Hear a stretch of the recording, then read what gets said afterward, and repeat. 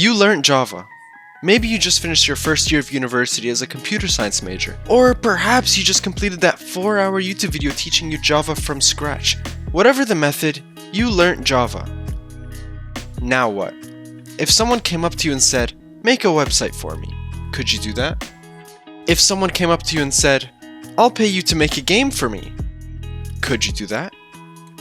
What if you came up with the perfect app idea that could solve all of the world's problems? Did your Java classes teach you how to make that?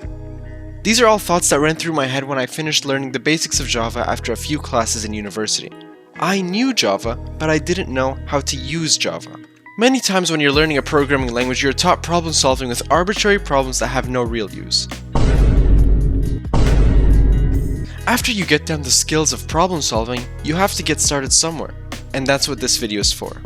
Let's say you wanted to make an app. Since you know Java, the obvious route to go is with Android. It has Java as its native language, and the main thing you have to learn is Android Studio, the program that is used to make Android apps. To create an Android app, you don't actually need an Android device. Android Studio allows you to use emulators to simulate your app on your computer. To get started with Android app development, I highly recommend going to the Android Studio website and looking through it. After you have everything installed, I recommend watching one YouTube video developing a very simple app like a calculator or a clock and following along with them. After you complete that project, try and brainstorm for ideas of your own apps that you can build. They don't have to be complicated, just anything that can solve a problem. Just get started. Anything that comes up along the way you can search up and it will only strengthen your Java skills. After that, you can keep building apps and even monetize them with something like Google AdMob. You should add all of these projects that you go through to your portfolio and use that to try and get hired as either a freelancer or a full-time developer. I think this is one of the best ways of developing apps with Java, but if you want to go into the iOS route, you can always look into Xcode and learning Swift, which should not be too difficult for you either. Web development. Web development is an extremely useful skill to know, and many of you watching this video probably have an interest in the topic. With Java, you have many options to create a website that you can find with a quick Google search, but in my opinion, based on where we are today with web development, I think you should learn JavaScript. After Java, it is incredibly easy to learn JavaScript, since as a whole, it could be much less strict than Java ever was. I personally took a few courses on Scrimba.com that got me right into web development. They took me over the basics of HTML, CSS, and JavaScript, and I found it to be the perfect information I needed to get started on my own.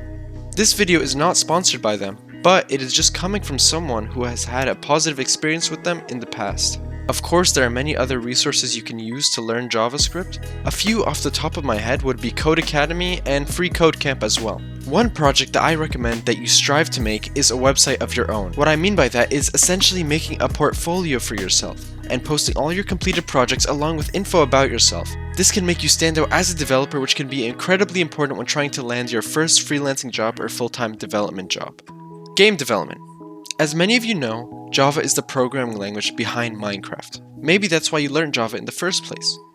You can use Java to make a game, and there are many online sources that can help you along that path. But in my opinion, for a more streamlined introduction into game development, I recommend using Unity. Unity is a game engine that uses C# as its base language. The thing about that is, it's extremely similar to Java, and I mean extremely similar. Just go ahead and get started in Unity and you'll see how similar it is. If you are interested in this path, I recommend checking out the Unity website and seeing the tutorials they provide there, and perhaps following a guide on YouTube on how to make a simple 2D platformer just to get the basics of game development and Unity down. One note, for all of these I recommend you have a GitHub account so you can post any projects you make onto this. This is extremely useful for storing all of your projects, and if you want to work across multiple devices or you just want to save your changes as you go, it's incredibly useful. If you don't know what GitHub is, I will link a video below by Fireship that explains GitHub in 100 seconds, and I think it's a great introduction for anyone who's not sure how GitHub works. If this video was helpful to you in any way, liking the video and subscribing would help me out a lot. If you have any requests on topics you want me to cover, you can leave a comment down below. Thanks for watching!